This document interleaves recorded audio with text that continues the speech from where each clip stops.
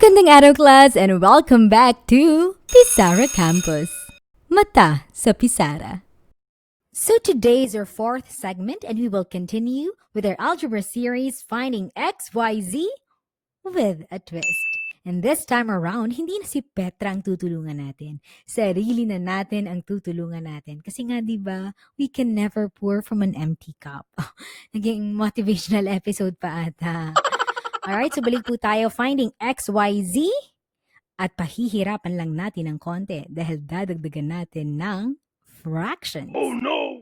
At ng square root. Oh no!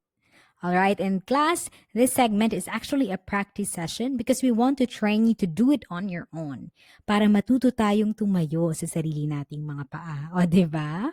So class, before anything else, we want you to take a look at this. Can you solve this in less than 30 seconds? And at the end of this episode, that's our goal, for you to be able to find x fast and easy. Kaya class, mata sa Pizarra.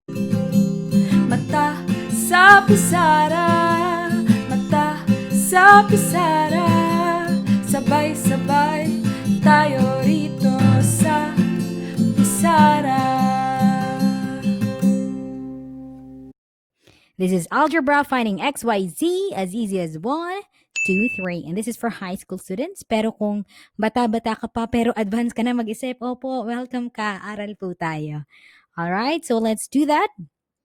And we want to have a short refresher on the PEMDAS rule kasi kailangan to sa pag-solve natin ng algebra at ng mga expressions, okay? So first, take a look at this. It must be parenthesis. Okay? So, kailangan po nating isolve muna lahat ng expressions na nasa loob ng parenthesis. So, pag nakikita nyo yung isang mahabang equation, hanapin nyo muna yung nandoon sa loob ng parenthesis at yun ang una nating isosolve. Okay? And next is exponent. Exponent, ito yung small number na merong letter or number sa baba. Alright, that's exponent. And next is multiplication, division, addition, and subtraction. But just take note, for multiplication and division, whichever comes first, yun yung uunahin nyo muna din na isolve. So from left to right, kung nauna sa left si division, then yun muna bago mag-multiply. Okay, for addition and subtraction, it's the same. Kung sino yung mauna from left to right. Kung mauna si subtraction, then siya muna. Kung mauna si addition, then siya muna. Okay? But this is the order, PEMDAS rule. Nauuna ang parenthesis, then exponent, then MDAS, multiplication, division, and addition, subtraction. Alright? Remember this rule? It's a rule, so kailangan sundin natin. Okay? Or else, mamamali mga sagot natin. Opo.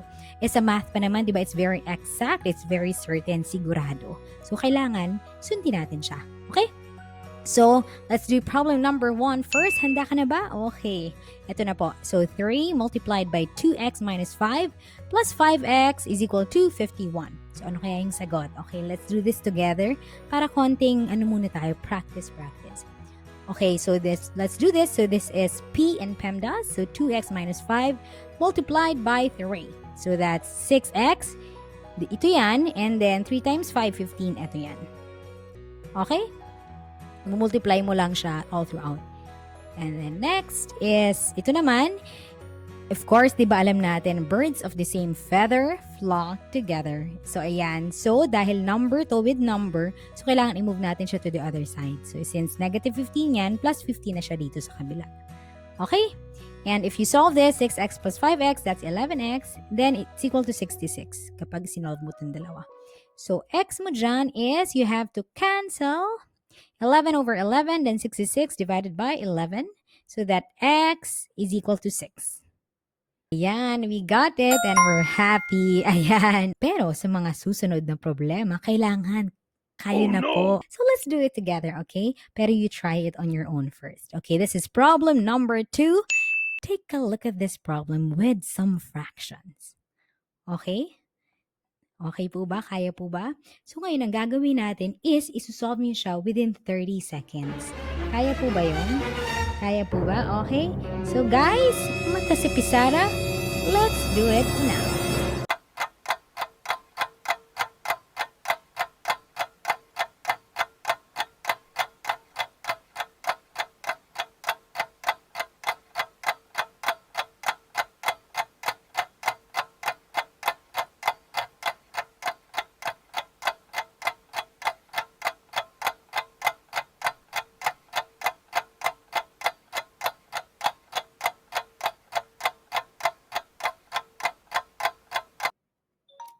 Okay, time is up. Time is up.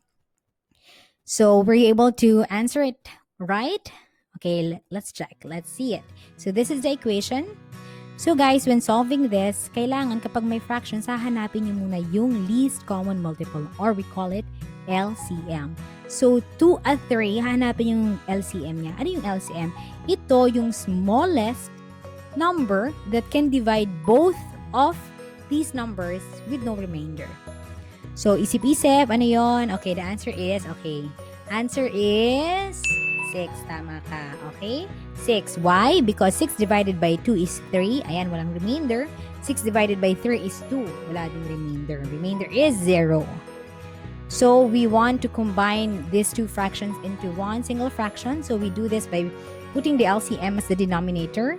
So 6 divided by 2 is 3 times 1 here, that's 3x. Then 6 divided by 3 is 2 times 1 here, that's 2x. Okay, so yan na yan. Okay, so di ba syempre medyo mahirap yung may fractions talaga. So kailangan ilipat natin siya to the other side para isang linear equation ka na lang. Single equation, okay? Na madaling intindihin. Okay, so 6 multiplied by the whole equation, x minus 7. Okay, itatandaan niyo po yan ha. Kapag maglilipat ka nito, hindi lang sa 6x yan. Yung buong expression, yung i-multiply mo. Okay? Okay, so 6x, yan na yan, minus 42. 6 times 7. Okay, clear po ba? So when you solve this, you have 5x is equal to 6x minus 42. Okay, so of course, x with x, group things with the same kind. So, ayan, ilipat nyo sa kabila. So, you have negative x is equal to negative 42. So, dahil gusto mo yung x, ayun yung makuha mo. So, divided by negative 1, both. Okay? So, the answer is 42. Alright, good job guys. I hope you got it. Okay, of course, let's try one more. Problem number 3, class, mata sa pisara. Okay? So, yan. Oh, no. Ngayon naman meron tayong exponent. Ayan. Titigan mo muna. Ayan. Okay?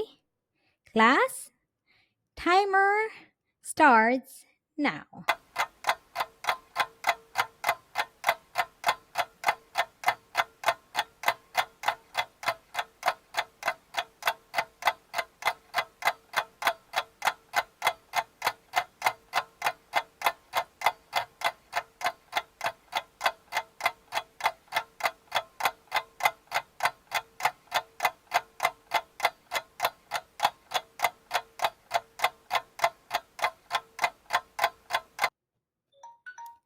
Ayan, time's up, time's up.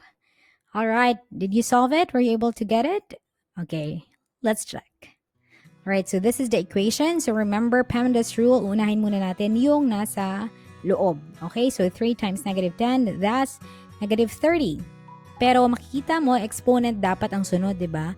But nakikita naman natin na hindi pa natin alam yung value ng x. So, hindi pa natin siya masosolve right away. So, the next step to do is to just move this to the other side. Okay? Because it's numbers and numbers. Okay? So, ayan. 14 plus 30 ka na dito. Yan is equal to 44. Pero, dahil nga algebraic equation siya, yung rule, dapat i-equate mo siya sa 0. So, ililipat ulit natin. Oo. So, ayan. Is equivalent to 0. Okay? So, pwede mo namang gawin, easier, is pwede mo ding, ito na lang ilipat mo sa kabila. Pero whichever, di ba, suits your mood. Ayan. Pero ganyan, kailangan eventually, ma-equate mo siya sa 0. Okay? So, kapag meron ka na yan, is, tatandaan natin pag quadratic equations, medyo a little complicated siya in such a way that you have to find expressions that would be equivalent to this. So, ito, kailangan ma-split mo siya. Okay? So, meron kang isang expression dito multiplied by another expression. And kailangan ma-split mo tong x. So, dito x, x. At itong 7, nahanapin mo yung numbers that when you multiply them, 7 yung equivalent. So, ano ba yung integer na yun? Usually, alam natin lang is 7 and 1, di ba? 7 times 1. Hindi naman pwedeng 3 times 2 kasi 6 yun. O 5 times 2 kasi 10 yun, di ba? So, 7 times 1 lang. So, meron ka ditong 7x and x. And in order to find the next number, yung katabi niya, ang titingnan mo na is itong negative 44, itong number na to. So, hahanapin mo yung numbers that when you multiply them together, will be equivalent to 44. So, ano yon? So, usually, iisipin mo 44 times 1 or 4 times 11 or ito, 22 times 2. Pero bakit natin pinili itong combination nito? Because you have to consider what's on the middle part. Okay, so listen.